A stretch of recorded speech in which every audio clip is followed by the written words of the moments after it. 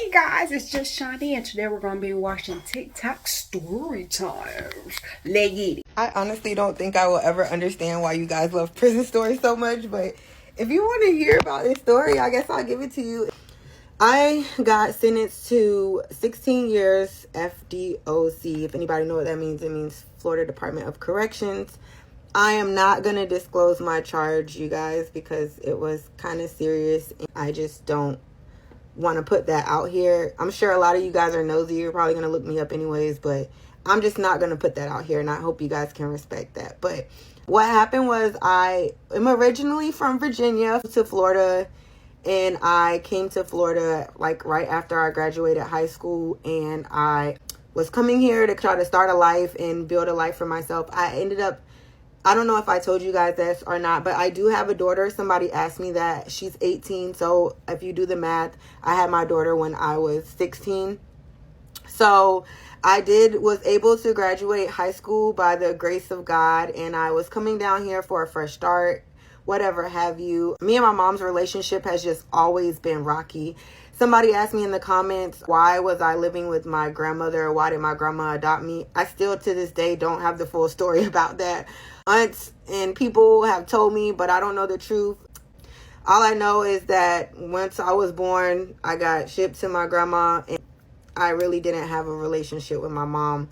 My grandma was an amazing woman. She did 20 years in the Navy. I think that's why I kind of like have an old soul about me. Right, when my grandma ended up committing suicide, I took that really, really hard. And me going to live with my mom I was very rebellious. I was a typical teenager. If you can think what I was doing I'm not proud of it, but for any young girls that can relate at all, I was doing everything under the sun. And half of the reason I was doing that was because I didn't have a positive male figure in my life, and I had been violated by a lot of men in my childhood. So my relationship with men was horrible. I was searching for love from them because I wasn't getting it at home, and I was lacking confidence within myself, and that's a whole nother story. Anyways, I'm trying to give you a backstory of my relationship with men. So long story short, we came to Florida, and I got down here with the shenanigans, basically. I was running around, chasing behind guys. I chased behind the right one. Because I'm so green, and I think it's because I was just raised he was finessing me and doing all the things. He convinced me to do something with him. And long story short, whatever we did was serious enough that it ended up sending me to prison. So my first time ever in trouble, the situation happened. They came knocking at our door, arrested me. I never saw my family again after that. So I ended up going to prison in 2009. Prison, I have a whole nother story, but I'm going to get that in part 2. And I'll tell you about but that is basically how I got into prison. I'm going to tell y'all about the first time my dumbass caught a felony. Okay, so first a little backstory. I've caught 2 felonies in my life, double time. I used to do a lot of drugs, so that's really what they both boil down to. I've also caught numerous misdemeanors. We'll get into that later. Okay, so I was it was called MCR for a completely different charge, which is random drug testing. So you got to call this phone number at like 6 o'clock in the morning, and if it calls your color that you're assigned, you have to go take a drug test, okay? So I had been in jail with these girls who had been talking about this amazing idea on how to fake drug tests. And so I'm deep in my addiction at this point. There's no chance of me getting sober without rehab. So I hear them talking about this contraption, and I'm like, oh my God, that's perfect. And also, you can buy fetish urine from Botany Bay or head shops that pass drug tests. And I just so happened to have a half a bottle that somebody had given me. I don't know why they gave it to me, but they did. So they call my color this morning, and I'm like, bet, this is the perfect time to do this. So I gear up, I go, and I get me a douche bottle. I go to Ace Hardware and get some tubing, like clear tube, and I get some duct tape. And so I suit myself up, you know what I'm saying? I got a douche bottle under my armpit. I got clear taping, you know, going around my back, down my butt crack, taped together. Perfect. So I go and take this fucking drug test. Well, it wasn't enough. So I was like, son of a bitch. And the lady that was doing the drug screen, she was like, ma'am, you're going to have to go to pre-trial down at the jail to retake your test tonight because we have to leave. I was like, fuck. So I was like, it's fine. I'll just go get some more fetish urine from Botany Bay, because that's a perfect idea, to go drug screen at a fucking jail with a fucking contraption taped to your fucking body. So by this point, the whole day has passed. So, it's truly untelling how many drugs I had done that day, honestly. I get to the jail to screen, and I'm fucking nodding out on the fucking booking desk. Oh, God. So, they take me back into this bathroom. Mind you, I have this contraption strapped to me, okay? Duct tape to me, whatever. I go to pee, and when I sit down, I can feel the duct tape, like, peeling off of my butt, right? So, I was able to get the pee in the cup, but as soon as I go to, like, hand the lady the cup, I feel the fucking tube fall off of my booty cheeks. So in my mind, I'm like, how the fuck am I about to manage this? I try to tell this lady everything in the fucking world. I'm like, I've got diarrhea. I still need to use the bathroom. I'm bleeding. I don't know. Now, any other time that I've taken a drug screen, as soon as you're done with the test, the person that's giving it takes your cup and they leave the fucking room. Not this one. Not this one. So I'm like, okay, this is my only chance. In my head, I'm like, okay, if I stand up and scoop it into my pants fast enough, it'll be fine. She'll never see it. She'll never fucking catch it. So I try. Oh, did I try? The CO was like, what's that? And fucking slams my bitch ass against the wall. My pants are down still, kind of like my butt is hanging out. And she rips this fucking thing off of my body and flings open the door. Me standing up on the wall, like, looking like, oh shit. And the door, like, slams behind her. So then I'm just stuck in the bathroom and I'm like, what the fuck do I do right now? Oh my God. So I finally work up enough courage to exit the bathroom. When I go out of the bathroom, my pretrial officer has up a giant evidence bag and he's like, are you fucking kidding me? And I was like, so I'm not leaving the jail? He was like, no, you're not leaving the jail. Go sit down. So, needless to say, I got booked and I got charged with tampering with physical evidence. Story time about the time that I was arrested and I thought my dad had sold me into prostitution. So, many moons ago, when I lived in Atlanta, I worked downtown at this building called the Proscenium. If you live in Atlanta, you know where it is. I was not willing to pay for parking to go to work. I wasn't making enough to pay for parking. So I would park on the street. And of course, if you don't move your car in a certain amount of time or you don't put that money in that meter, you're going to get a ticket. So I had racked up some tickets. I had racked up like 20 tickets. They had not this was back when they weren't booting and towing people like crazy in Atlanta.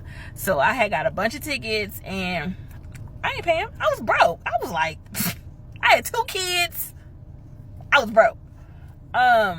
So my tickets had built up. So one day I had left work and I had to go pick up my kids from daycare, and I'm rushing because it closed at 6, and any minute after 6 is $1.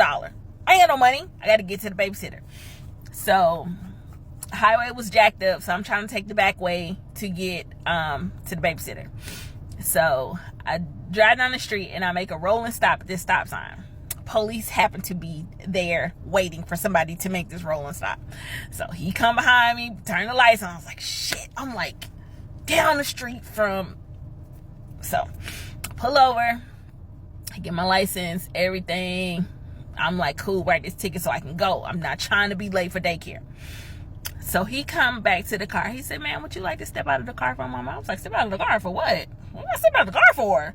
And he was like, yeah, just step out of the car. So I step out of the car. He was like, "Put your hands behind your back." I was like, "Excuse me? I'm sorry. What are you doing here?"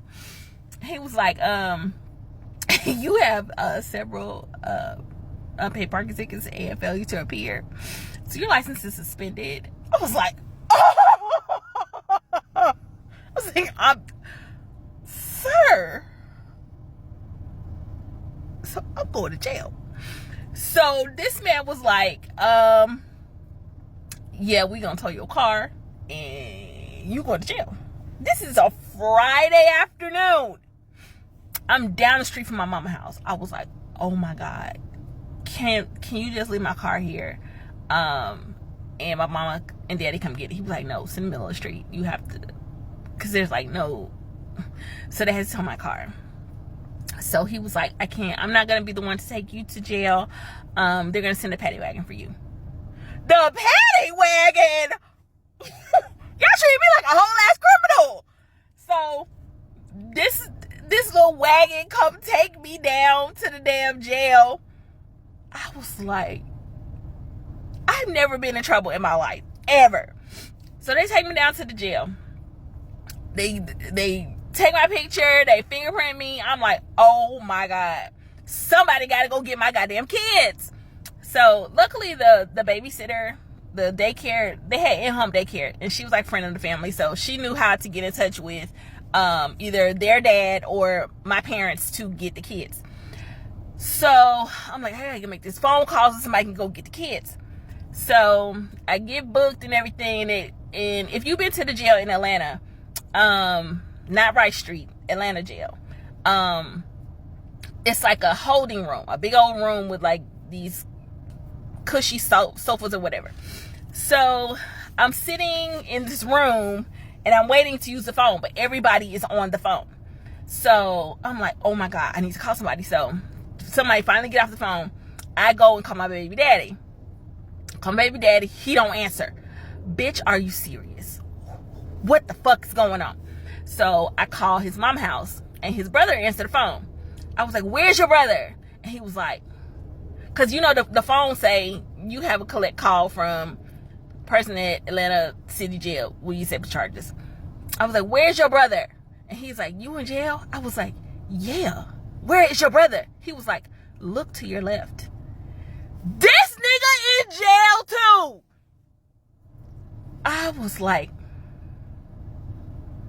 they gonna take our kids. Our kids are going to foster care. I said, I cannot fucking believe this. I look over. He's on the other line with his brother. So he on 2 collect calls. So he click over to his brother. Your baby mama in jail with you. So he hang up with the brother. I hang up with the brother. And so this fool, they have like this big old desk in the middle of the room where like one of the police officers is watching all this. So he go up to the lady and ask, can he talk to me? So this man gonna say, can I talk to my baby mama? The lady gonna be all loud and get on and say, who is his baby mama? I was like, she was like, y'all can talk. Right, you gotta stand right here in front of me. I was like, he said, what the fuck you doing here? I said, what the fuck you doing here? He was like, I had my license suspended. I said, mine too. was like, I was calling you to go get the kids. He was like, I was calling you to come bail me out. I was like, so I had to call my daddy. I did not want to call my daddy. So I had to call my daddy. Call my daddy. I said, Daddy, I'm in jail. He's like, I know you're in jail. So I was like, I need you to come get me. So my daddy came down to get me from jail.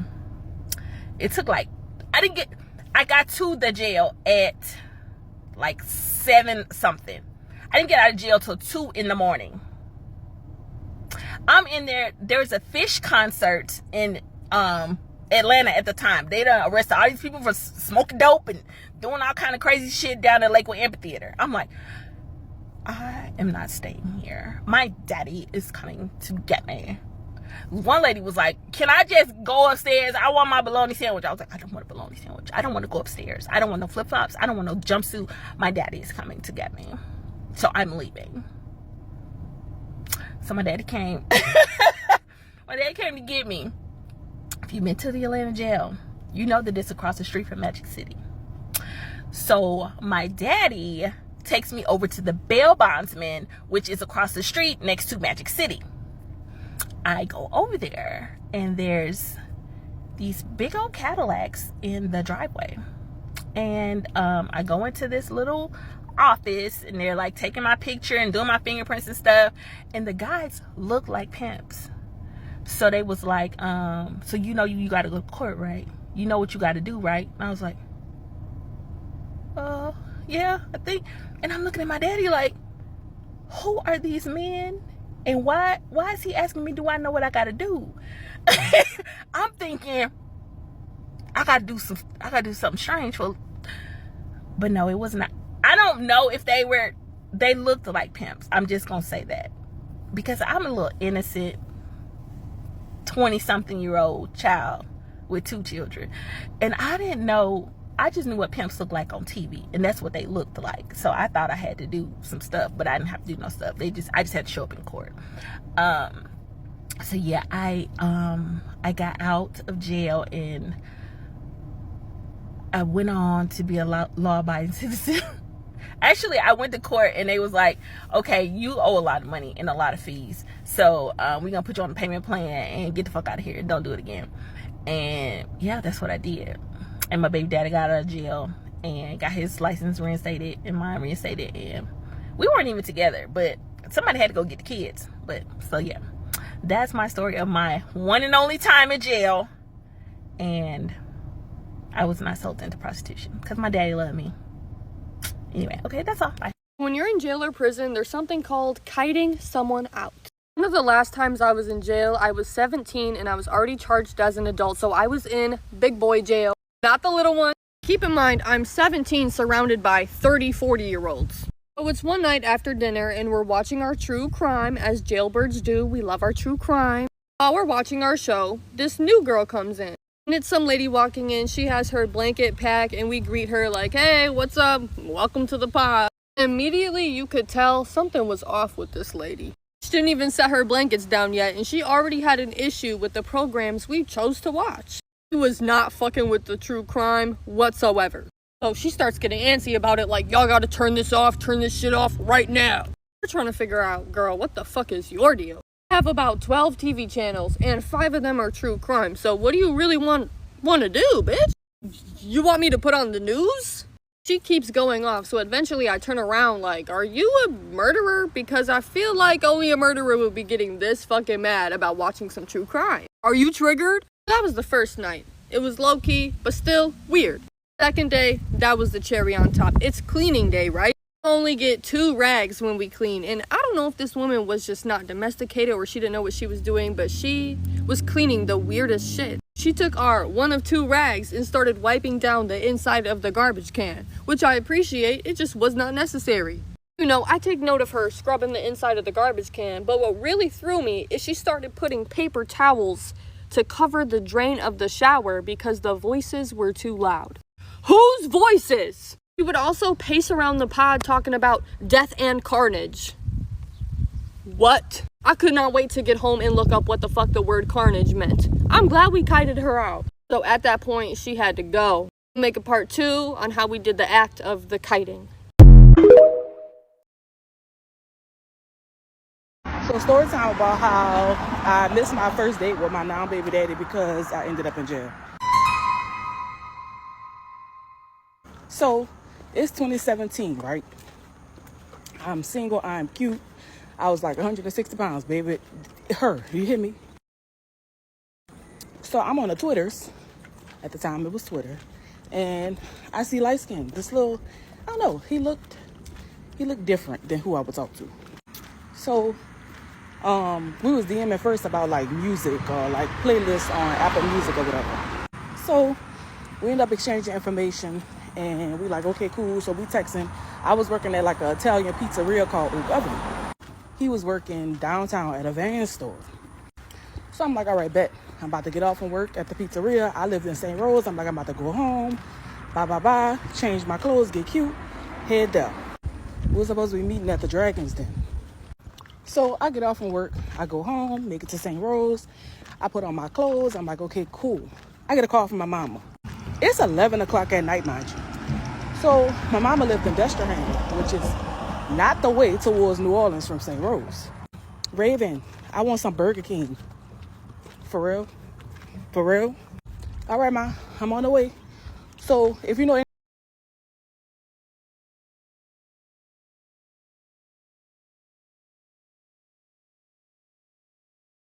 baby, you girl. So I make it to Burger King. Cool.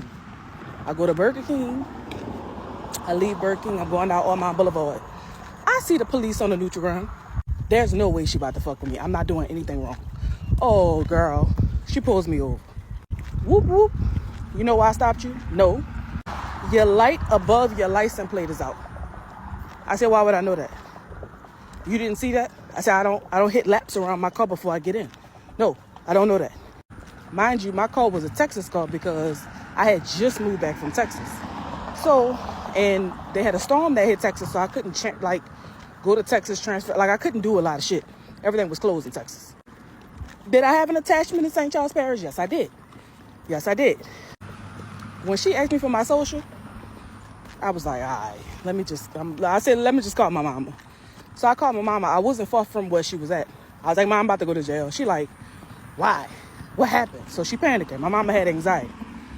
So my mama walks to the scene. I'm like, can I just give my mama my keys? She like, yeah. So then she like, well, what's your mama's birthday? I'm like, I'm giving you that. She got attachments too. So I gave my daddy birthday. So now she handcuffing me, putting me in the car. My mama drives my car back. Mind you, the only thing on my mind still is my date with Red. Drives me to Cologne, girl. So I go to jail. Mind y'all, I was in school, so I had just got some of the money back from my grants. So I'm like, okay, I got a little bit left. I probably could bail myself out. Girl, why the bail was $800 and some fucking dollars? So I'm sitting there in jail. The lady gets mad at me in jail because she's like, okay, walk a straight line, walk this line, da-da-da. So I'm out of walking it. Baby, I'm cute. It's like, oh, you think you cute? Yeah. You think I'm cute too. They tries to chain my ankle to the fucking seat. I said, I am not on meth. You do not need to do that. The lady next to me is obviously tweaking the fuck out. That's why she's attached to the chair. I don't need that. So this man comes. He's very fucking nice. He like, your mama been calling the station like constantly. He was like, so I'm gonna need you to call her.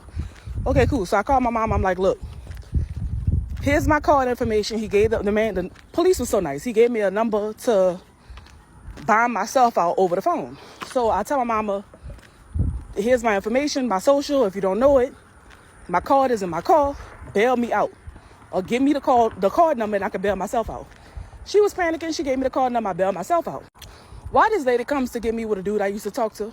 Ma'am, you have my car. I'm not driving that car. So she coming to get me with a dude that I used to talk to. And I tells him, I need you to bring me to my fucking date. He like, Raven, it's 3 o'clock in the morning. I don't give a fuck. So I finally get to my phone. I text Red. He like, damn, like, you stood me up. I'm like, nah, Stank, I was in jail. He like, what the fuck? So I text my friends. I'm like, bitch, I was in jail. They like, you lying. So I just sent him the mugshot. So yeah, 8 years later, and I think he like Rough Riders. He like them rough. Did he put me in jail after that? Yes. But that's all right. We making it through. That's my hubby. Don't do bad shit though. story time, bitch. Story time on how I became the other woman in prison. Yeah, bitch, you heard it. How the fuck did I become the fucking Sancha in prison, bitch? Sit down. Coffee time. Damn it, they fucked my shit up. Alright, so it was my very last year, and yes, bitch, my man didn't know that I dated women in prison. Yes, he did. Remember, we were friends, you guys. My fucking man was my best friend. But anyway, let's get talk about this. Dude, the bitch seduced me, okay? I've been seduced. I was seduced. Yes, I was. I was cornered in the girl's bathroom. Okay, so I had moved into a different pod, and it was a 4-bitch pod, a 4-man cell. And I don't really like doing time with a lot of bitches, but I don't know why I put my guard down, because I always put my fucking guard down when I think bitches are cool, I guess. They think I'm thinking like they're like me, right? But anyways, so it was my last fucking year, dude, and they moved me to this other dorm, right? And I knew this chick, she liked me. I already knew, like, she was always complimenting me, right? And she was across my room. We were neighbors, bitch. And the girlfriend was like down the hall. And I already knew. They had been together for like 4 years. I don't care, bitch. I didn't know her shit. Shut up. Don't be like, oh, you're a homewrecker. How am I a homewrecker if they're in prison? Okay, so anyways, it was count time, you guys. And we were already flirting, right? We were already doing this little flirtatious shit back and forth, man. And the girls already knew it. The girls would hype me up. Them little fucking snakes, they would hype me up, right? Well, anyways, dude, it was count time and we went to the bathroom. Well, me and the girls from the room, we went to the bathroom. Why the fuck she fucking pull up in the bathroom? 9 sugars, 4 creamers. Keep that shit sweet, ladies. 2, 4, 6, 8, 9. All right, they shorted me. This ain't no fucking gram. So the chick fucking went in the bathroom, dude. Seduced me. Like literally, you know, type of shit. Yeah, man. So I was like, oh yeah, okay, let's do this. And the girls in my fucking cell were watching, so I was like, you know, whatever, dude. She seduced me, you guys. So like after that, we would go into the bathroom and we'd be making out, right? And the girls already knew about that shit. Dude, I ended up hooking up with her. I went into a 2-man cell, and the chick that was in my cellie at the time, she was messing with a female guard. Yeah, bitch, there's some fucking lesbian female guards up in there that hook up with the inmates too. Yeah, that's some crazy ass shit, I'm telling you, dude. When you see the fucking female guards hooking up with the females, yeah, I seen that shit 3 times, you guys. Anyways, so my cellie's talking to the fucking guard, right? And I know this shit, but hey, she ain't gonna say what the fuck I'm doing with the fucking neighbor. And I ain't gonna say what the fuck she's doing with the fucking guard, because we're getting extra shit. We're like the favorite fucking cell. Dude, so I'm going across the fucking, my room to her room and hiding out. Like, we hooking up, right? Anyways, dude, tell me why the fuck these little bitches. No. The bitch leaves, dude. The main bitch leaves. She left, right? Whatever. I thought it was just cool, whatever. Nothing that was gonna find out. Tell me why, after she left that afternoon, the fucking girlfriend calls me to fucking her table at day room. I already knew what was up, man. I already knew, you guys.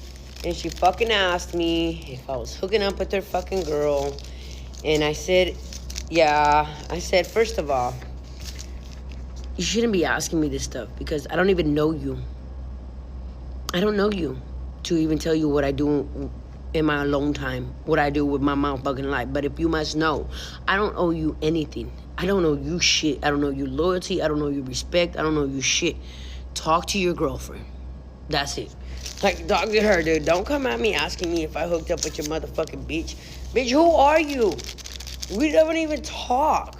We cross paths. Hey, Diana, you know? Your fucking bitch is the one that came up to me, so I ain't dating nobody. I mean, that's just how it is. And that's how it was, you guys. I don't ever know what happened between them, but I know when I got out, I still have her on my Facebook. Dude, when I first got out, she would be like videoing me at work or whatever, topless and shit. I'm like, oh, hell, I gotta block this bitch. I blocked that bitch, but she's still on my Facebook, you guys. She's still on my Facebook when I come busy and shit. No. Like, I'm good. I'm not longer gay. It was just for the stay. I was just, having fun. But yeah, bitch, I actually was the other fucking woman in fucking prison. And now the other bitches, homegirls would try to talk shit. And then they would try to talk shit on the main bitch when she was already gone. Like, why are you talking shit on your own girl? Why are y'all talking shit on your homegirl? Man, bitch tastes like Tootsie Roll. What the fuck you talking about? You know what I mean? I had to have her fucking back at the end of the day. I'm like, goddamn, what the fuck did I get myself into, you guys?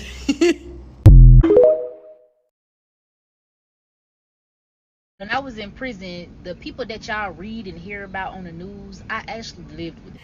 Yeah, when I say she is not lying, I remember it was this little girl, she was only 15. Like, she was 15 years old doing life in prison. So this was 5 years ago, 4 years ago. She's still in there.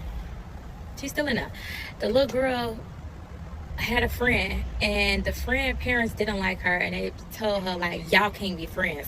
So she convinced her friend to unalive both of her parents.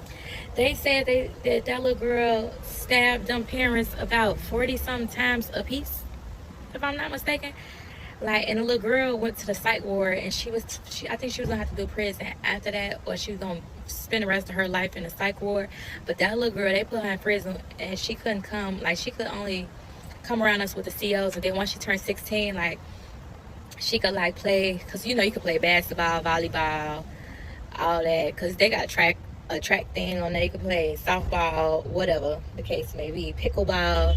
You go to the gym, work out or whatever. She could come in there, but she had to be with the CO. But after she turned 16, like, she could play basketball with us or whatever. Like, psychopath, like, real psychopath. Like, can you imagine being 15 and your parents say, oh, you can't be friends with this girl, and she like, okay, well, let's unalive your parents. Let's kill your parents, and then stab them 40-something times a piece. Psychopath. Like, and then she just looked so regular and so innocent. She was a pretty little girl, but you could see in her eyes, like, that she ain't all the way there. Like, some people you could see in their eyes. Like, the people, it was this other lady, she put her baby in the dryer. Another one put their baby in the oven. This other girl told her baby daddy, like, if you don't come home right now, I'm gonna unalive our baby. And he didn't come home. She went on Facebook Live and unalived the baby on Facebook Live. What's crazy is they just be looking so regular, and they be in prison having a ball. Like, they be having relationships. They be just doing their own thing, like living their life in prison, living their best life in prison after they do some heinous crimes, like Law and Order SVU, Criminal Minds type of crimes, and this the person you gotta share your bunk with. Like, it's crazy. Story time on how I went to prison at 14. Fun fact, I have never told this story before. So I'm gonna start at the beginning with how I got my burglary charges. I was in school with this girl, Sky Vore, and in the middle of the school day, we had decided that we were gonna ditch. And then eventually it switched to, you know what, let's just run the fuck away. We're grown now, we're gonna go live on our own. So we literally walk out the school building, and we get like a block and a half away until we get to this like abandoned factory shed building. And our plan was that we were going to hang out in this shed and try to do some networking and find somewhere to go and stay long term. Probably not a surprise, but we were not finding anybody to take us in, and eventually our phones died. So we start walking and we get to this apartment building, and I just ring all the fucking doorbells on it, hoping that somebody will come down or let us up so we can charge our fucking phones. And this lady did end up coming down and seeing like why the fuck we were there. And she said we couldn't come inside to charge our phones, but she could give us a ride. So she gives us a ride, and I don't know for what reason we got dropped off right across the street from where I lived with my grandma. But we ended up going into the apartment building across the street from my grandma's house because I knew that we could get into the basement and at least charge these fucking phones. And baby, I was right. So we get in the basement, we're charging up. And I'm looking around like, I bet you that we can get into these storage units and get some clothes and whatever else we might need for our ventures. Keep in mind that she was a bigger girl. So I had to be the one to go and crawl over the storage unit. So I'm in there and I'm ransacking shit. I'm throwing clothes over, I'm throwing shoes, jewelry, I'm putting people's clothes on. I don't give a fuck, I'm taking it all. While I'm in the process of ransacking, out the fucking blue, she goes, "Hold on, I'll be right back." I'm thinking maybe she had to use the bathroom. I don't know, I was busy. Immediately after, I hear footsteps coming down to where the fuck I'm at. If you're fucking with this story and you don't want to wait for part 2, I already have a full version uploaded on YouTube. Otherwise, come back. Part 2 on how I went to prison at 14. So I'm ransacking the storage unit. My co-defendant randomly just leaves the scene, and the footsteps I hear coming down the stairs are the police. Keep in mind, as they're coming down the stairs, I hear her yell from the top of the stairs, "You're never gonna find her!" Why did they walk up to the exact storage unit that I was in? So it takes them like 30 minutes to coax me out of the storage unit, but finally they did. They arrest me, and they take us both to jail, to the interrogation room area. She had gotten there first, and while they were bringing me in, she was standing at the window, because it's different rooms on each side of the wall, you know what I'm saying? So either way, she was basically yelling out her door, "Don't believe a word they say, they're gonna lie to you, this, that, and the third." I'm like, what the fuck does that mean? We get into the interrogation room, and immediately they sit me down like, "Your friend snitched on you, and here's the receipts."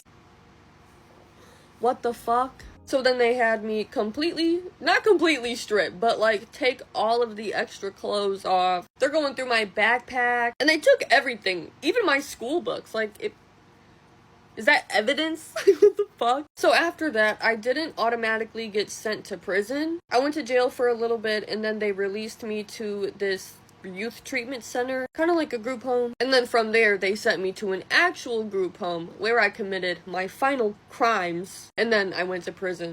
That might be a bit confusing because you would think that like you commit a crime and go directly to prison. I'm not sure why my case is different. I'll make another video answering any questions. But either way, it was a part of the charges on why I went to prison, if that makes sense. If you enjoyed the story and want to watch the full version, it's already up on my YouTube. Otherwise, I'll be back finishing the story on my other charges, which include violation of non-secure custody order, AWOL, and battery. Story time on how I ended up in prison. Y'all, I dead ass just hopped up out the bed, turned my swag on. Look at my hair. I didn't put no scarf on or nothing last night. All these story times that I give y'all gotta promise that y'all cannot judge me, because this was a young Justine, a little baby lesbian. You will never catch me doing any of the things that I was doing back in the day. Now. So boom, long story short, I met this girl in juvenile prison. But that's a whole nother story time, Oh, I got hella whole nother story times from juvenile. My life is really like a movie. It don't make no sense. But let's see. Okay, so I met her in juvenile prison. I got out before her. When she got out, I held her down. I don't know. Remind y'all, I'm a Scorpio. So every time I tell these stories, remember that. That's why I'm so loyal, and that's why I'm so damn dumb.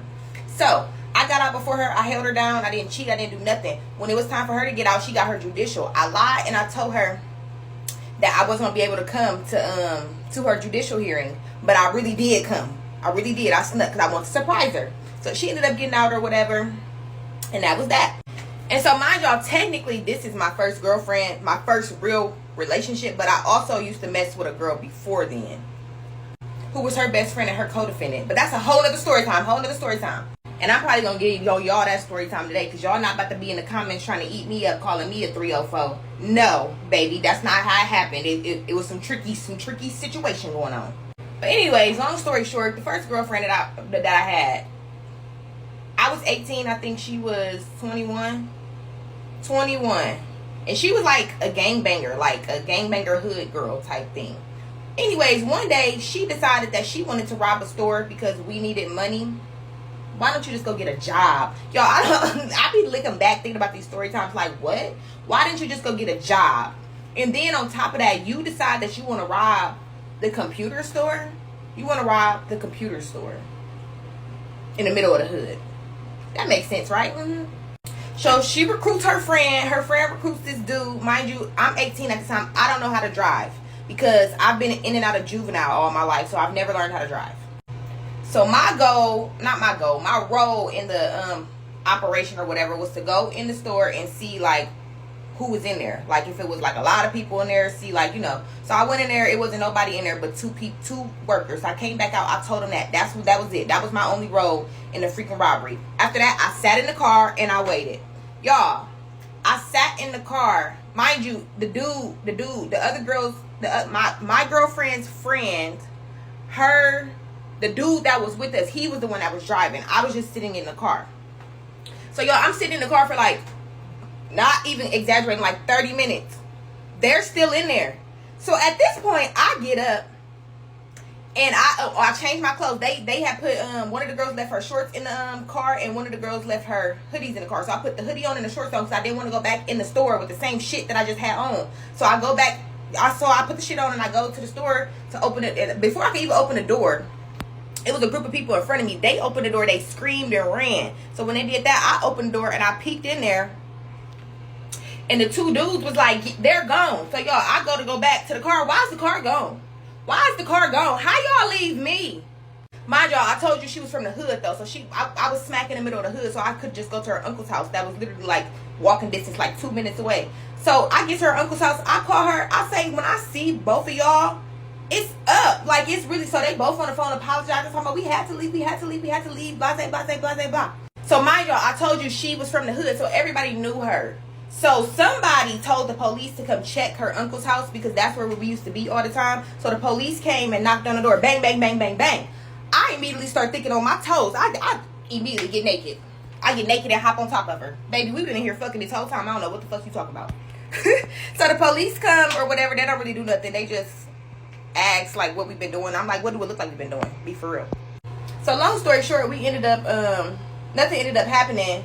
But the girl who, all the stuff that they stole out of the computer store, the girl ended up keeping it. So then it was a whole beef between us and the girl because like, how y'all chalked the stove and then you chalked us? Like what? So we thinking shit sweet. We thinking like it's over or whatever. We thinking we never gonna hear about it. One day, me and my girlfriend was on our way to go get some food. SWAT pulled up on us, guns drawn, like on our little asses. The shit is not funny for real. Like, I don't even know why I used to be into this. The people I be hanging with, because I promise y'all, I'm not like this. I don't do shit like this. Like, be for real. What the fuck I look like? Give me all the money. No. So we ended up getting locked up, and we only stayed in jail for 10 days because the county that we was in, you have to be indicted within 10 days, and they didn't indict us within 10 days. So if they don't indict you within 10 days, you get out. So we ended up getting out. Mind y'all, this is my first time ever in an adult, like in a county. Y'all, I got a million story times from the county, bro. I got a million story times from the county. That, bro. Anyways, we ended up getting out. We don't know what happened to the other girl. Her name was Q. We just want to call my ex-girlfriend. So the other girl's name was Q. So after that, after we didn't get indicted, we did eventually end up getting indicted, but they put a warrant out for her arrest, and they just gave me a summons to go to court. So she had like, I don't know. So she got arrested. I just had to go to court. So when I went to court, they just gave me a new court date for like when it was time for me to go to court or whatever. Do y'all know that me and that girl eventually broke up, and I think I missed one of my court dates or something like that. Somehow I had a warrant for, I don't know. Do you know that I broke up with that girl and left her because she wanted to be in the county cheating while I'm out holding you down? Be for real. So I left her. What be wrong with people? Every time I want to leave, bro, I swear to God, it's every time you want to leave. Do you know this lady had whoever called Crime Stoppers, tell them where I was working at, and they came and got SWAT. This was when I was a dancer, a midnight ballerina. SWAT came in the strip club while I'm actively sitting here getting my money, and SWAT come. Like, be for real. Do y'all know that after that, even after all of that, I still ain't tell on this girl? I still didn't tell on this girl. At the most, I should have got probation. All I did was go in the store to see who was in there. I ain't go held a gun up. I ain't did none of that. I sat in the car. Do y'all know how much time I ended up getting because I wouldn't tell on her? I got 5 years and did them all. Did the whole 5. And while we on that subject, that's the part that gets me. Because I got 5 years for sitting in the car. And Ordisha, the girl that was with Brittany when she killed Jayla, got 3 years. 3 years. 3 years. 3 years for a murder versus 5 years for a robbery? Where nobody was hurt or nobody was touched.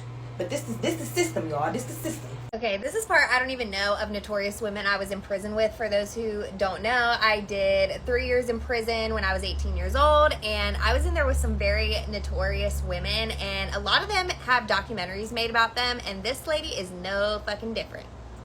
Okay, and we are talking about Taylor Marks, and I've actually talked about her before in another one of my videos, but I hadn't done that much research on her case. All I do know is that she was weird as fuck in prison, and that there were a lot of rumors that she carried a picture of her mother, who she murdered, around and told everyone how much she missed her mom. And a couple people in the comments of that video validated that and said yes, she actually did do that. Holy trapioli. That girl been working on her traps. But anyways, so basically she was a spoiled rotten brat. Her mom gave her everything that she wanted, and she started rebelling, as one does. We all do it, but we don't end up killing our mothers over it. But so she was rebelling, and she was hanging out with like these guys that her mom didn't approve of and everything like that. So I guess there's still some speculation who's the mastermind. Me personally, I think she's the mastermind, but I don't know for sure. But one of them was like, you know what, Taylor, your mom's so rich. For some reason, they just felt like she had like offshore accounts and just had so much money, which at a young age, she was like 19, 20 when this happened. So at a young age, like a large amount of money doesn't, you know what I mean? You don't really understand what a large amount of money is, right? She could have had $10,000 in the bank. That's not a large amount of money. But anyway, she told this guy, Troy, which was her boyfriend Brian's friend, she told this guy, Troy, that she would pay him $5,000, which is like, damn, y'all are desperate. $5,000 to kill somebody? Whatever. So they called her mom over, and she was like telling her mom, I want to come back home. I miss my dogs. Like, please come pick me up. I hate it here, yada, yada, yada. So her mom comes and Troy attacks her. There is video surveillance of this, and you can see Taylor just like standing there idly, not looking like she's in a panic, not looking like anything. Brian's standing right there, and Troy is stabbing her mom, and she does unfortunately pass away. So her case has actually been featured on Snap twice. So the first time was just the outline of her case, telling everyone what happened. The second time was a special edition of Snapped called Snapped Behind Bars. And actually 2 girls from Ohio are on Snapped Behind Bars. There's another girl, Sabrina Zunick, who her case is also on there. But Taylor actually interviews from inside of prison and tells her side of the story. And she just does not seem remorseful. She's very accusatory. She's very blamey. And she still kind of seems like she's a spoiled brat, even though I know for a fact she's broke as fuck in there. She does kind of talk about that and talk about how like her whole family kind of turned their back on her. But she has hope that she may be released one day. Okay, so this is from her Snap Behind Bars episode. From her original Snapped episode and her Snap Behind Bars episode, the episode name is Taylor Marks, so you should easily be able to find it. I believe Snapped is on Peacock, and I think the Snap Behind Bars is on Prime Video. And there's actually, like I said, another girl from Ohio on the Snap Behind Bars. So Ohio, what's going on with y'all girls? And the other girl, Sabrina, actually killed her foster mom. So I don't know if they were doing a girls killing their mothers special or what, but yeah, it was pretty interesting. I watched both of those last night. It checks out how she was in prison. Like, it checks out that she was weird in prison. She was weird outside of prison too.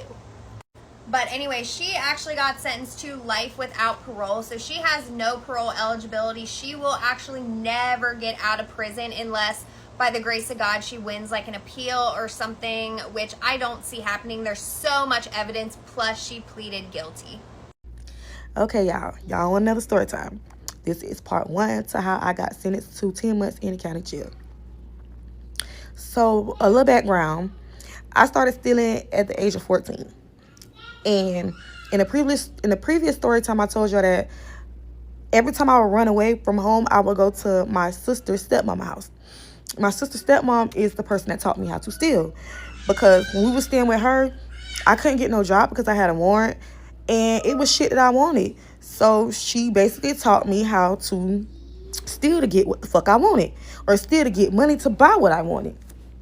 Anywho, fast forward to now me being 18, me and my baby daddy had just broke up.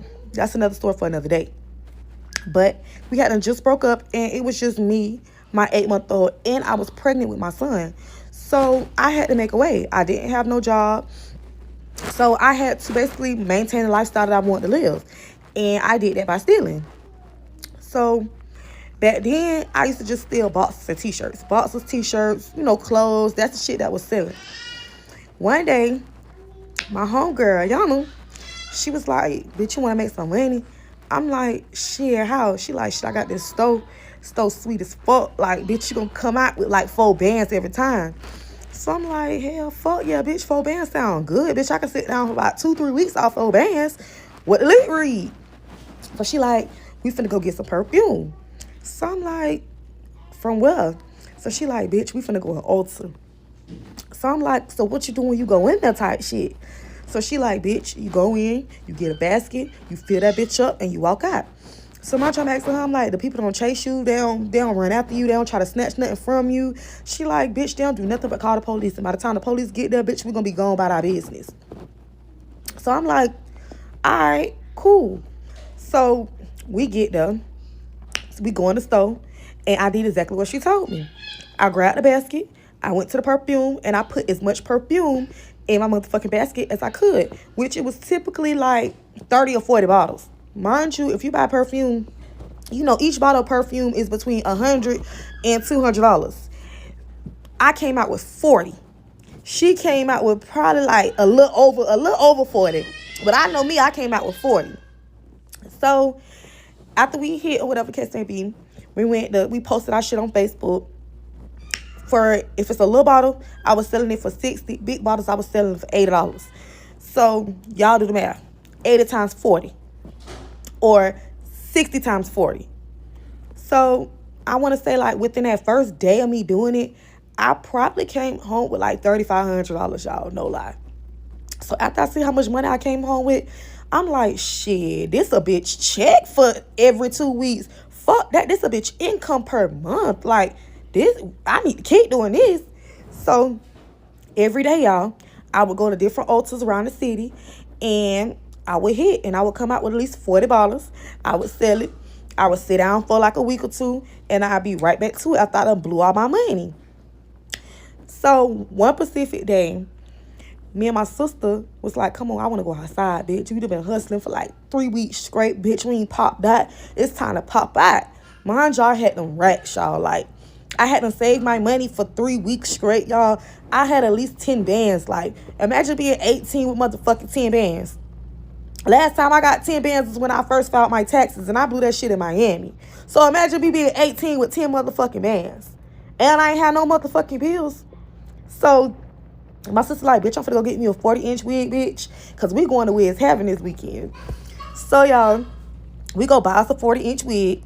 We go get our shit done. We go find us an outfit, because that night, the rapper Wiz Heaven was coming to our city, and we was going. We hadn't bought a section and all. Like, me and her went half on the section, cashed out. Like, we was going to be the baddest bitches walking that day. Like, on my mama, on my soul, we was going to be the baddest bitches walking that day.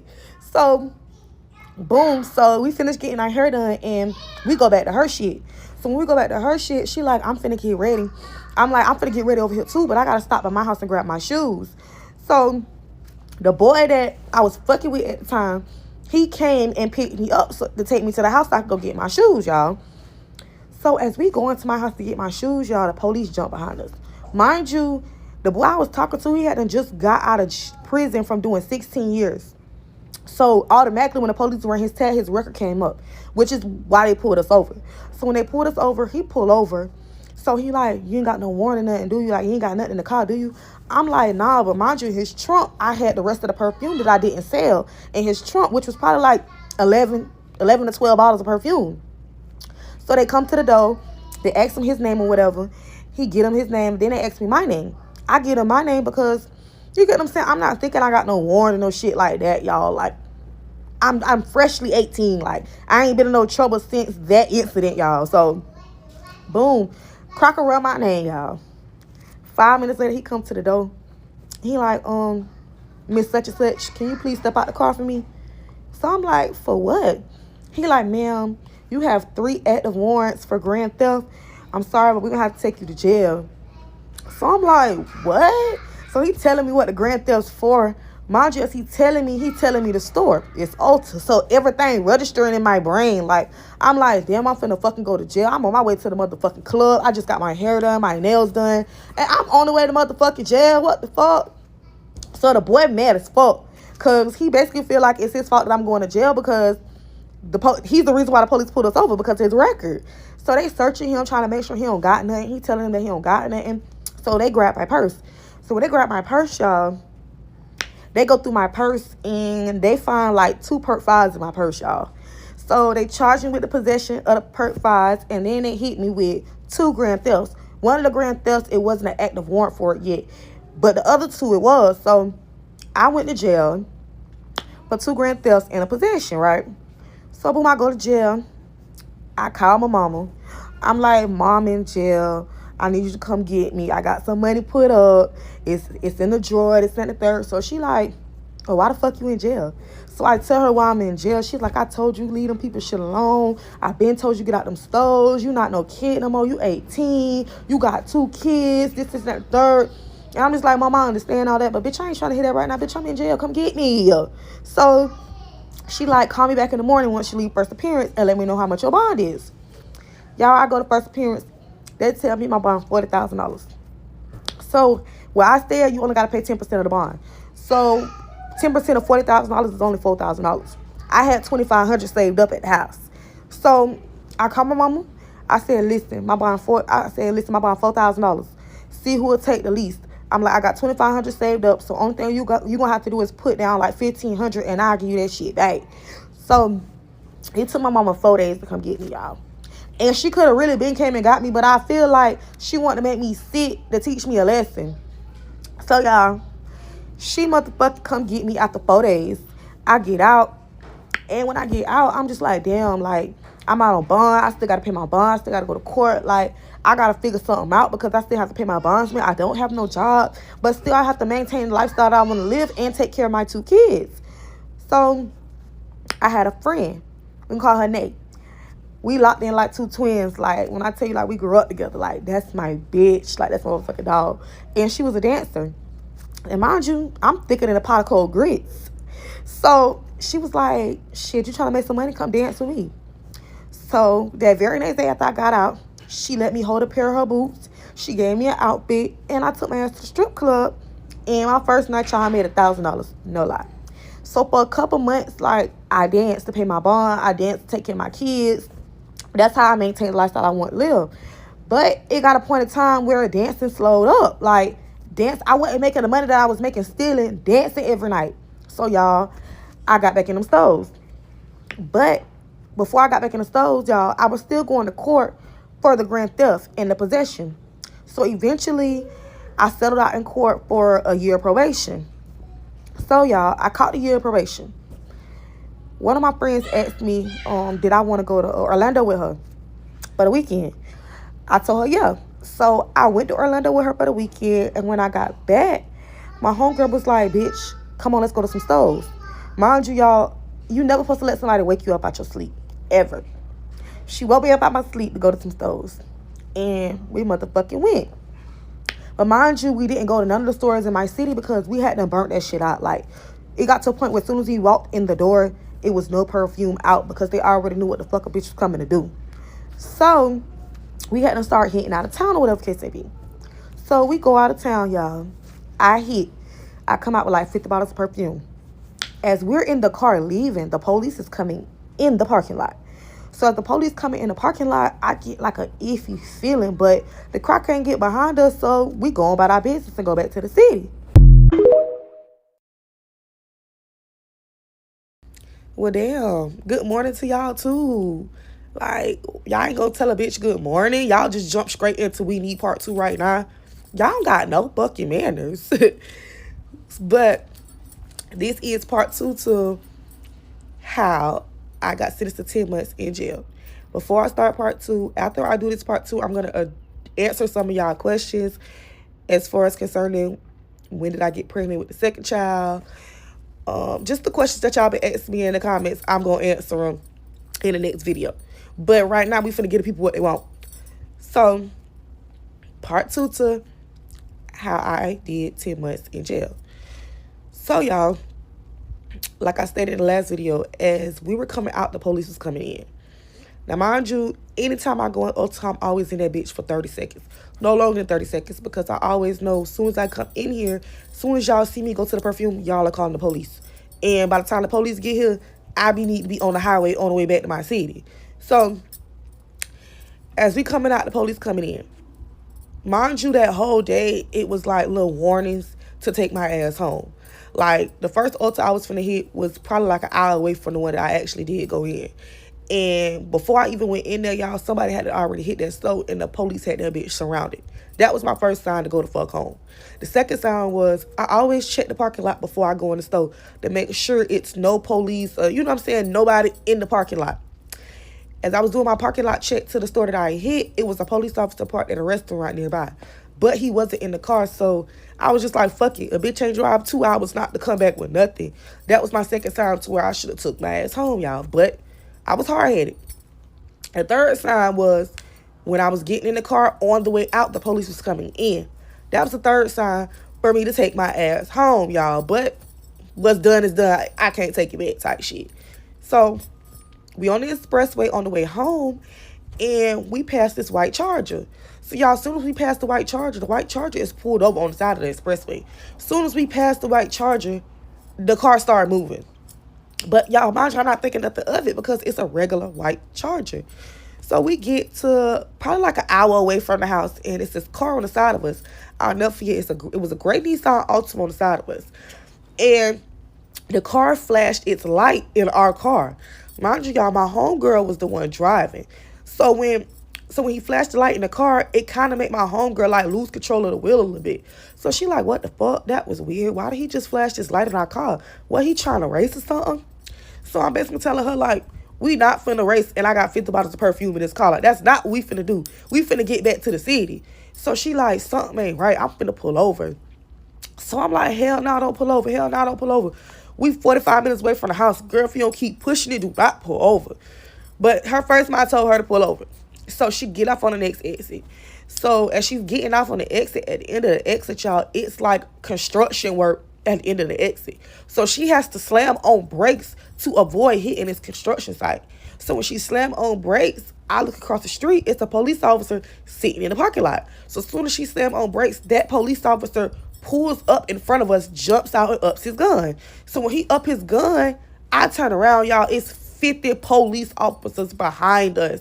So they all get out of the car, they up their gun, they like, freeze, turn the car off, put your hands out the window.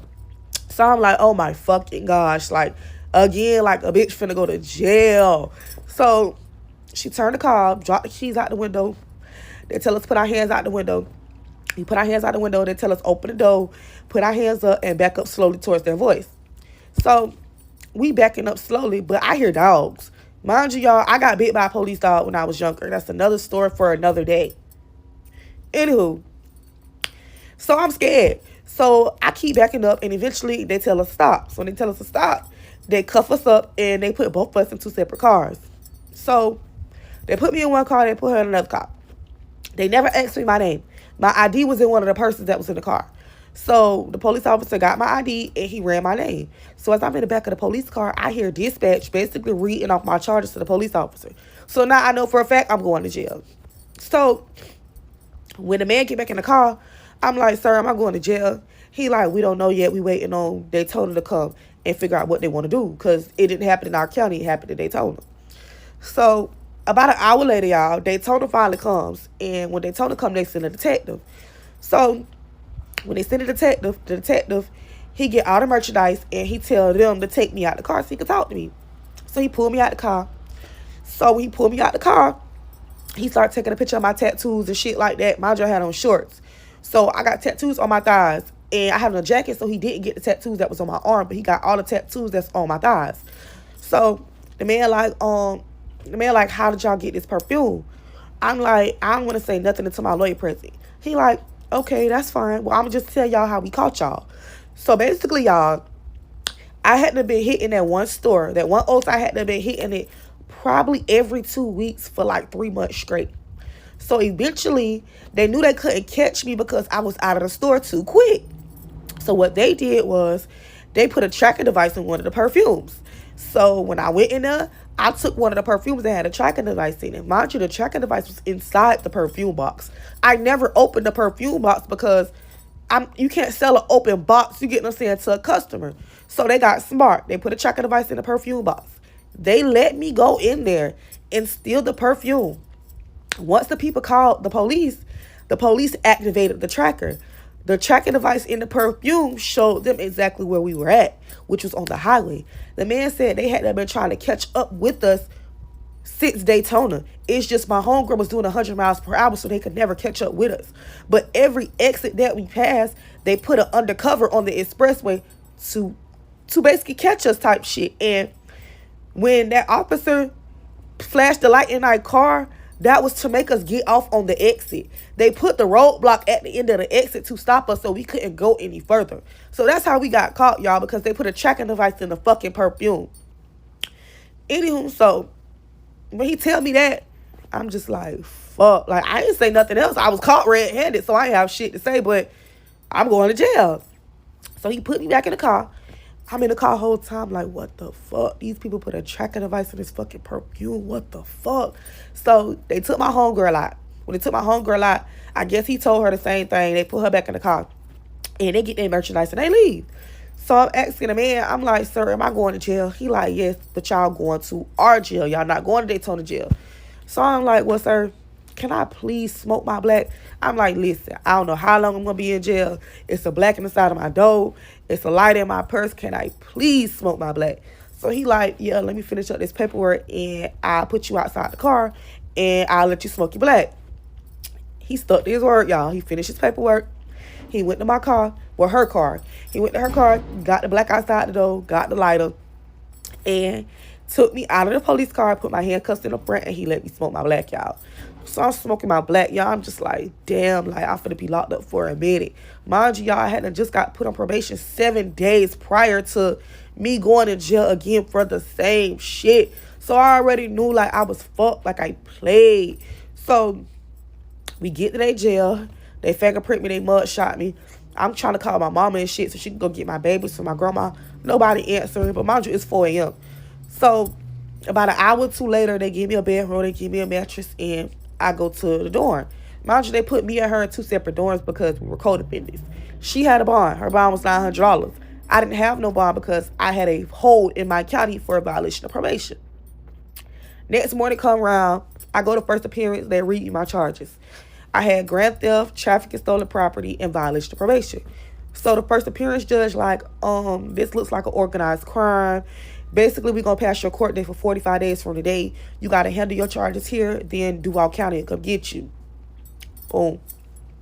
So after that, I'm like, 45 days? They want me to sit here for 45 days to the next court date? Hell no. So I go back to my room. I had a roommate. My roommate had just got sentenced to 6 months for some shit, but she said she had a good lawyer that she knew. So she give me the name of her lawyer. I get on the phone with him first quarter, like, listen, this is going on. Can you represent me? Can you help me? So he like, yeah, I'm going to charge you $3,500. You got to give me $500 up front. So I call my mama, tell my mama come get my phone out of property because I had the money on my Apple Pay. My mama come get my phone out of property the next day and she paid the lawyer. The lawyer come see me that following Tuesday. And when he come see me, he like, listen, these charges I can get beat. The hard part is going to be handling Duval County because you just violated 7 days after you got put on probation. So I'm like, I know, but tell them I'll offer ankle monitor, I'll offer whatever just to get my probation reinstated. So he like, all right, give me a couple days to work my magic. So he come back like a week later and he like, listen, I got good news, I got bad news. So I'm like, start with the bad news first. He like, well, the bad news is Duval don't want to reinstate your probation. This is part 3 to how I got sentenced to 10 months in Duval County Jail. So he tell me that Duval not trying to reinstate my probation because they didn't want to give me probation from the beginning. They wanted to give me county time, but because that was my first charge as an adult, they ain't had no choice but to give me probation. But y'all, they really didn't want to give me probation. So I'm like, well, just tell them I'll do the remaining time of my probation, which would have been 12 months, since I violated a week later. But I was like, just tell them I'll do the remaining time of probation on an ankle monitor. So I'm like, fuck that. Tell them I'll do 90 days in the county and I'll do the other 8 months on ankle monitor. Like, get me out of fucking jail. Like, bitch, I paid you to do a job. You need to do it. So he like, all right, well, let's get St. Augustine handled first and then we'll handle Duval County. So I'm like, all right, cool. So he get me a quicker court date because, like I told y'all in part 1, they scheduled my court date out 45 days later. So, and it was boring as fuck in St. Augustine jail. Like, I don't know if y'all have ever been to St. Augustine jail, but y'all, that shit was so motherfucking boring. Like, I was losing my fucking mind. So, he get me a quick court date. And before the court date, he come see me. He like, so listen, I got good news and I got bad news. So I tell him, I say, well, tell me the bad news first. He like, so the bad news is you're going to have to plead out to the grand theft. He like, but the good news is I got the traffic and stolen property dropped. So I'm looking at him. I'm like, so you mean to tell me I got to plea out to the same shit I just got put on probation for a whole week ago? He like, yeah. He like, but if you don't plea out to the grand theft and you take the dealing and stolen, if you take the dealing and trafficking charge, then Daytona more than likely is going to pick up the grand theft. So in order for them not to pick up the grand theft, you might as well just plea out to the grand theft and the traffic and stolen property will get dropped because it didn't happen in St. Augustine. It happened in Daytona. So I'm like, what they offering for the grand theft? Before I sign anything, what they offering for the grand theft? He like, shit, they not offering you no county time. They offering you 3 years probation. So I'm like, so you mean to tell me I'm going to take 3 years probation over here and I'm still on probation for a year in Duval? I'm like, can you see if Duval County are running concurrent and I'll just have 3 years probation in total? Like, you get what I'm saying? Like, can you do that? So he like, only thing is Duval County wants you to handle your VOP separate from the charges that you have here. They're not trying to run it concurrent. So I'm like, all right. So I went to court that following week, y'all, and I took the 3 years probation for the grand theft, and they dropped the trafficking and dealing stolen property. So the judge tell me, like, I won't be released from here because I have to wait on Duval to come get me because I have a hold there. So Duval County had 7 days to come get me. Do y'all not know the motherfuckers came and got me on the 7th day? So when they came and got me, y'all, I get Duval County and I call my lawyer. I'm like, listen, I'm here. You get what I'm saying? I go to first appearance tomorrow. So I call him. I tell him that I'm in Duval County and I go to first appearance tomorrow. And, you know what I'm saying, I'll let him know what they say after first appearance because he wasn't going to be in first appearance. I go to first appearance and they push my court date back like 2 weeks because I had to see the original judge that put me on probation. So I get out of first appearance. I call him. I tell him what they say. I'm like, listen, before I get to court, you need to go to the state attorney and tell them I took 3 years probation in St. Augustine. You need to tell them I'll take however much time on the ankle monitor. I don't want to do no county time. Get me the fuck up out of here. So he like, all right, I'll see what I can do. So y'all, it come time for my motherfucking court date, y'all. I get to court, and before you go in the courtroom, they got these little conference rooms where you talk to your lawyer at. So he pulled me in the conference room. So when he pulled me in there, y'all, he looking sad as fuck. Like, sad as fuck. So I'm like, what's up? What's tea? He like, Miss Lee, they offering you 18 months. So I'm like, huh? He like, I said 18 months to the county? He say, no, ma'am, they offering 18 months DOC. I say, they trying to send me to prison? He like, unfortunately, yes. And to be honest, I feel like that's the best offer because if you don't take that offer, they could possibly go up. So I say, all right. We finna go out there and you finna tell them I don't want to take that offer. You finna represent me today and after that you fired. So he looking flabbergasted and shit. Tell me something, you sure you want to fire me? You can't fight this with a public defender. I say, I ain't finna fight it with a public defender. I'm finna get me another lawyer. That's what I'm finna do. So he represent me that day, y'all. He basically tell the judge that basically like he declining the 18-month offer and like basically like he's dropping my case. Like I fired him type shit. So the judge passed my shit for like a month and I go back to the county. So when I get back in the county, y'all, I called the lawyer that I got for my baby daddy when my baby daddy went to jail. So I called Travis Reinhold. I get on the phone. I'm like, listen, Travis, this such and such. This what it is. How much you want? Get me up out of here. So he like, shit, I'll take $2,500. I said, all right, I'm finna have my mama send you $1,000 right now. And yeah, go on and put in your paperwork that you my lawyer. Go on, get the paperwork and see what you can do. So he like, all right, give me a couple days and I'm gonna come down there and see you. Because he don't like to talk on the jail phone. So I want to say like 4 days go by. I get a visit. It's him. So he like, listen. He like, the hardest part gonna be, you get what I'm saying, trying to determine of why you violated probation a week after you got put on probation. So I'm like, shit, just tell them I was on drugs. Tell them I was chasing a high. Tell them that's why I violated probation. I was trying to chase a high. Push, come to shove, I'll go do 4 months in the Matrix and come home. Or they'll send me to, you know, to a rehab, basically, type shit. So he like, that might work. So he like, all right, I'm going to talk to the state. And yeah, I'm going to work my magic. I'm going to see what I can do. Boom, 2 days before my court date, right? He comes see me again. He like, I got good news and I got bad news. I'm like, shit, what's the good news? He like, the good news is I got the state to agree to reinstate your probation, but you have to get drug tested and do drug court. So basically, I got to get drug tested every week and I have to attend drug court. But I'll be let out at my next court date, y'all. So I'm like, shit, I'll take it. What's up? Well, I sign it. He like, just chill, just chill. He like, you sign when you go to court in the next 2 weeks. So, y'all, I get to court, y'all. Get up, get fresh, do my edges, y'all. I'm talking about crease my uniform up under my mat because, bitch, I'm going home today. I get in the courtroom, y'all, and I already signed the plea to go home. Like, I signed the plea to go home. My mama was in the courtroom, my auntie, my grandma. Like, everybody expecting me, like, I'm finna go home today, y'all. So, y'all, he tell the judge, you get what I'm saying, everything that's going on, and the state agreed to let me go. And I just get drug tested every, you know what I'm saying, once a week and do drug court. Do y'all not know the judge declined my motherfucking plea? The judge said, I'm not signing this. You can't violate probation a week later, go to another county, get a new charge, get probation, and think you finna come back over here to my county and get off scot-free. No, you need to do some jail time.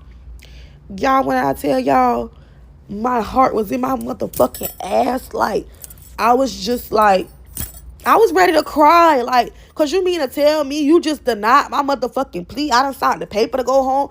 The motherfucking lawyer done told my people I'm finna go home. You got my hopes up like I'm finna go home and you just declined my shit in my face? So, my lawyer like, well, shit, how much time you offering, Your Honor? Like, since you want her to do time, how much time you want her to do? So, he like, I don't know. That's up to you and the state to figure out. But she need to do some type of jail time because she's just not walking out of here scot-free. So, after that, my lawyer got me passed for another 2 weeks. So, y'all, I get back in the holding cell. Y'all, I'm boo-hoo motherfucking crying. I'm mad as fuck because I was finna go fucking home. Like, this bitch just declined my motherfucking plea. So, my lawyer, he comes see me the next day. He like, listen, we finna offer them 6 months. I'm like, what you mean 6 months? Like, he like, listen, you already got 4 months in. Like, you get what I'm saying? So, off 6, you only gonna do 2. So, I'm like, I don't think he gonna take 6 months. I don't think he gonna take it. He like, all right, well, we gonna offer them 10 months. He like, you already got 4 in, so you gonna do 6 months. You gonna get 5 days off each month per game time. So, you really gonna do, like, probably like 5.5 at the most.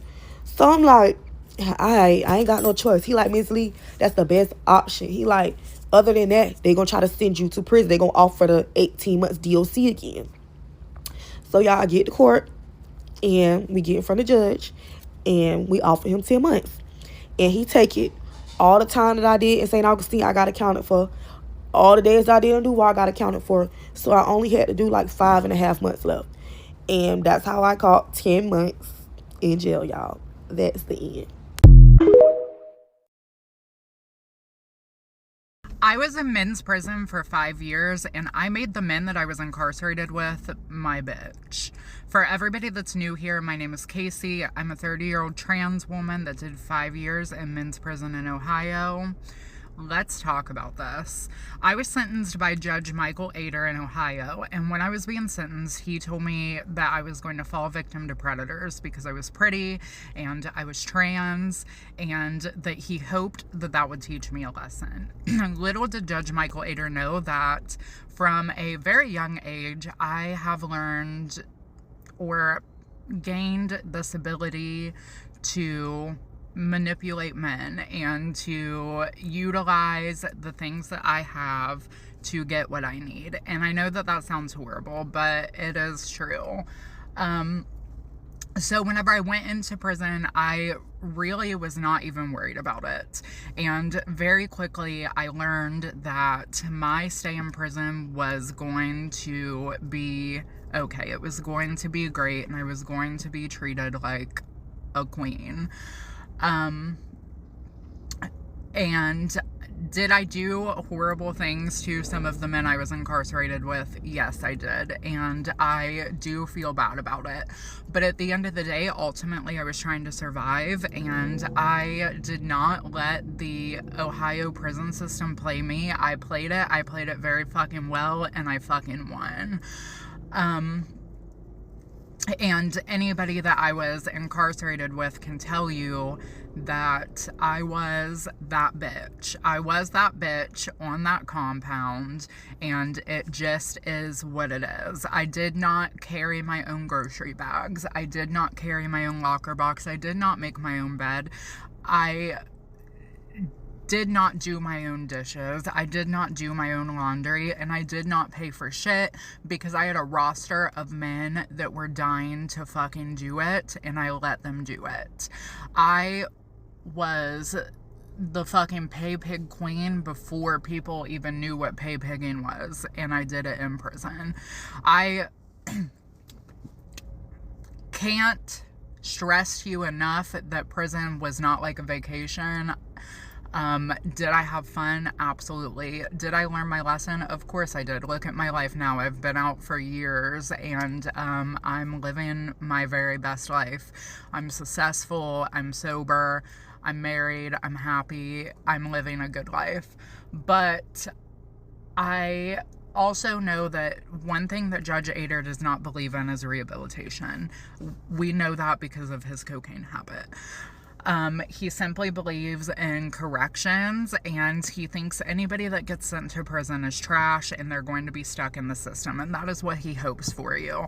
And I have since run into him when I was working in politics in Ohio. I ran into him many times, and it kills him to know that I have reached the level of success that I have reached, and that prison did not break me. It did not break me. As a matter of fact, I tore that whole fucking system up, and I made it work for me.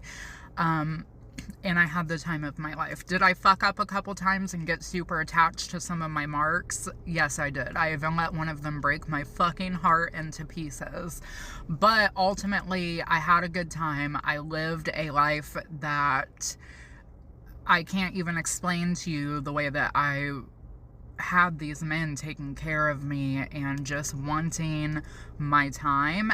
Ultimately, prison is a very lonely place, and people want affection. Being a trans woman and a passable trans woman, I was able to use that to my advantage, along with things that I learned from working on the streets. And I got what I needed. I got more than I needed, and I left prison learning a lot of great lessons, but also knowing that I am not weak, I am strong, and I can control and succeed any situation that I end up in. I love you so much, besties. I hope you have the best day.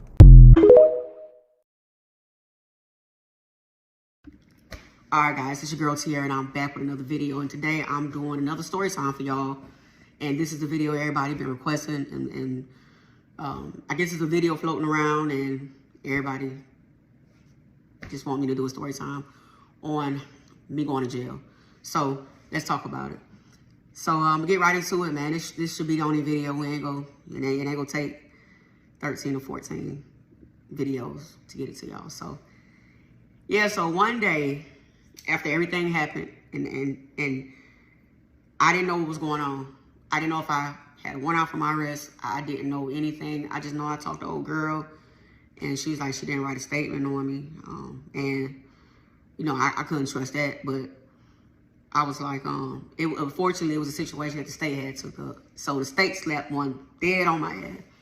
So one day I'm heading to Atlanta, and I'm on Interstate 20. If you know, you know.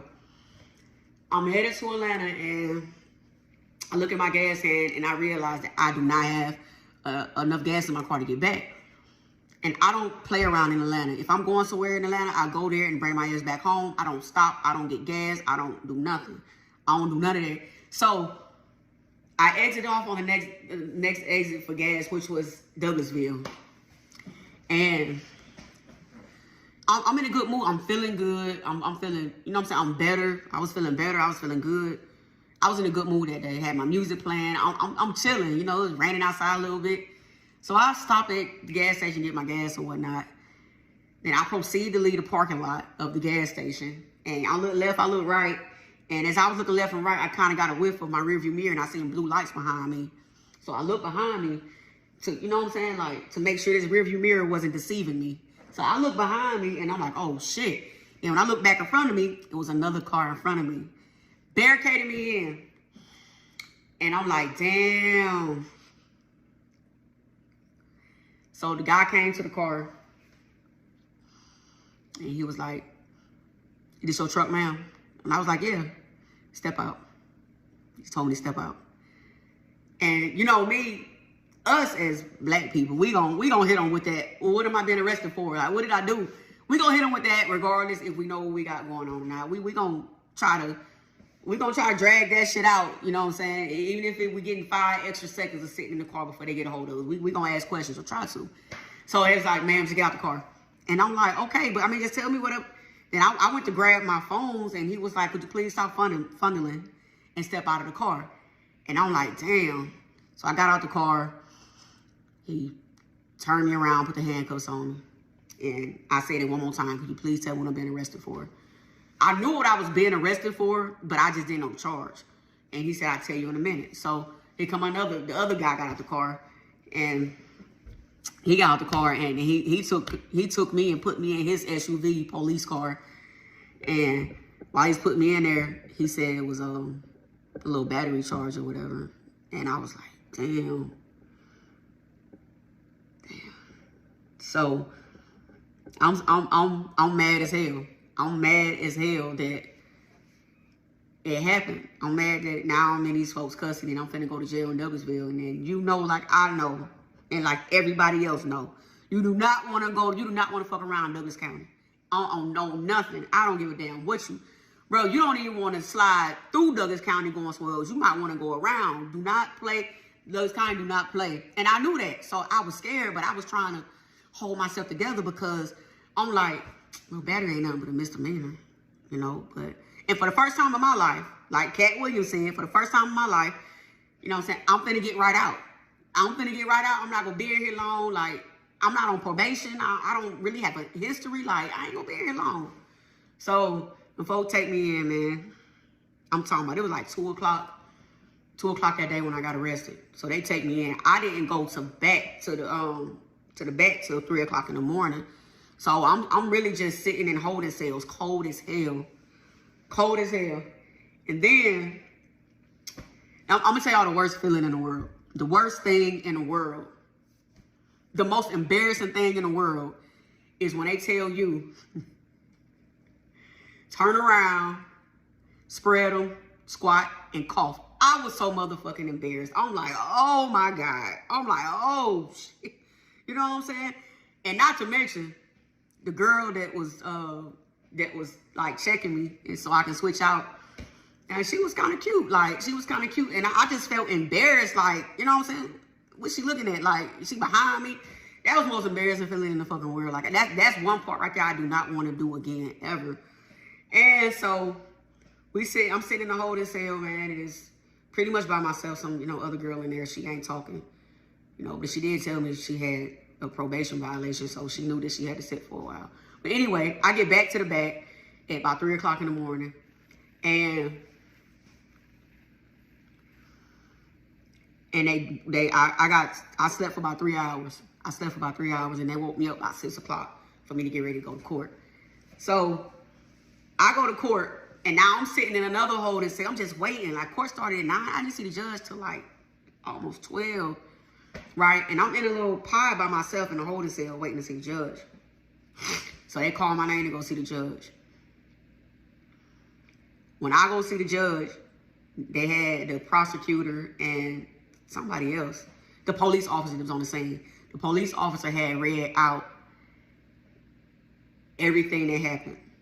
He read out everything that happened. And I'm going to be real. A lot of that shit that he said, I'm like, ain't no way in hell I did that. But at that point, I put my head down. I was like, man, this judge is not about to give my ass no bond. Damn.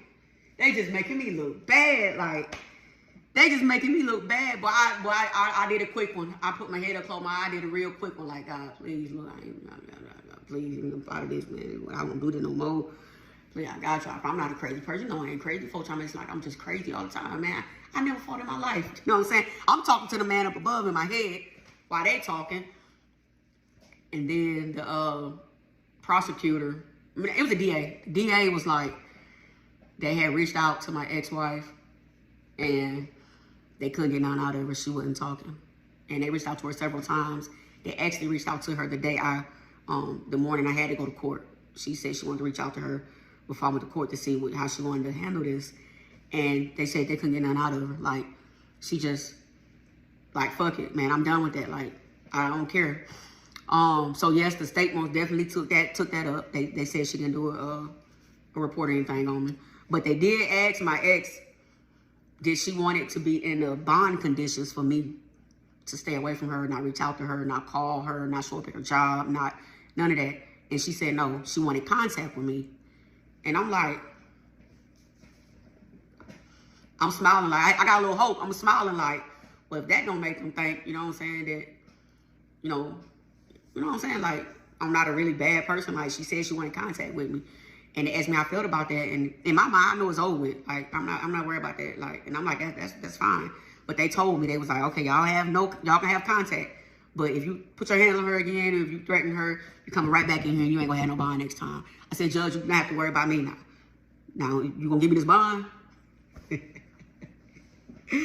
So, man, they gave me a bond, man, and I'm cool. I'm happy with this bond. I'm like, yes, I'm about to go. So they took me back to the holding cell at the courthouse, which is in the jailhouse. It's an area in the jailhouse that's a court area. So took me back in that cold motherfucker. Then here come this white girl coming in there, and she was happy as hell. Let me tell you how these folk did her.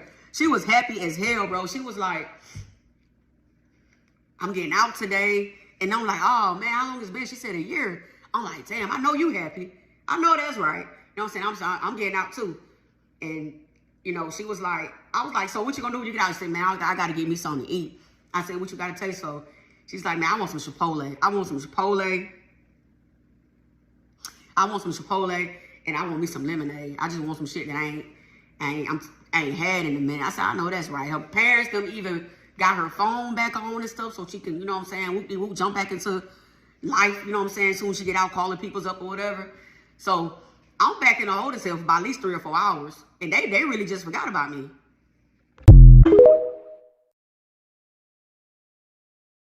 I'm gonna give you guys a quick story time on my motherfucking bully in prison.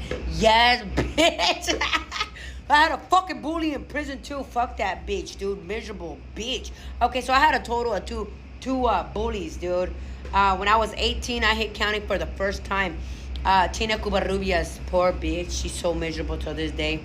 I don't know whatever happened to her, dude, but she was so miserable, dude.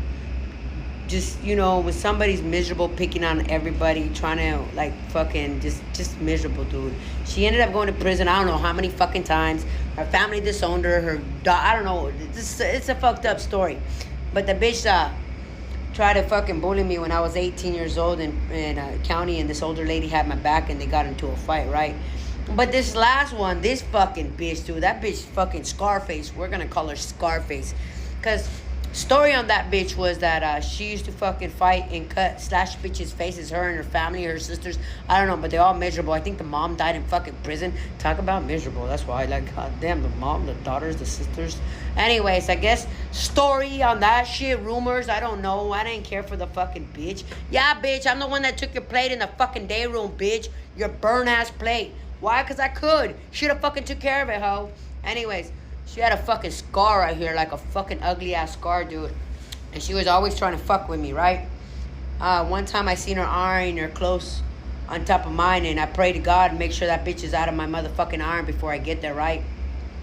Another time she tried to bump into me. She bumped into me. We were being locked down. Stupid bitch, you're just so fucking miserable because you ain't had no spark. You had no spark. Your fucking mom died in fucking prison. Your sister was fucking, you ugly. Like the whole fucking, just the appearance. I'm sorry. I don't even know who the fucking eat that. Just, anyways, she tried to make my time miserable. I ended up getting rolled, dude. Because they were gonna fucking send me back to her fucking dorm, dude. Like, fuck no, dude. I'll fight that fucking bitch. I ended up losing 23 fucking days because of it, you guys. It was my last months of leaving. I was already gonna leave, right? And she was them loud ones. Bark, bark, bark all in front of the fucking guards, dude. Like, why are you barking in front of the cars? You're, like, low-key crying for help. All bark, no bite, right? All bark, no bite. That bitch was so fucking miserable, man. I ended up losing 23 days because of her, you guys. But I'm going to show you guys a fucking picture of my fucking bully in fucking prison. Why do I say a bully? Because that's the only one that I allowed to do some bullshit like that 2 times. Because I was trying to get my good time to come home. Life ain't for me, man. That's misery. Misery. That lady was so horrible. Always arguing, always fighting, always trying to pick on somebody. Like, dude, it was so sad that I had to take a screenshot of her Facebook, and the bitch still looks miserable.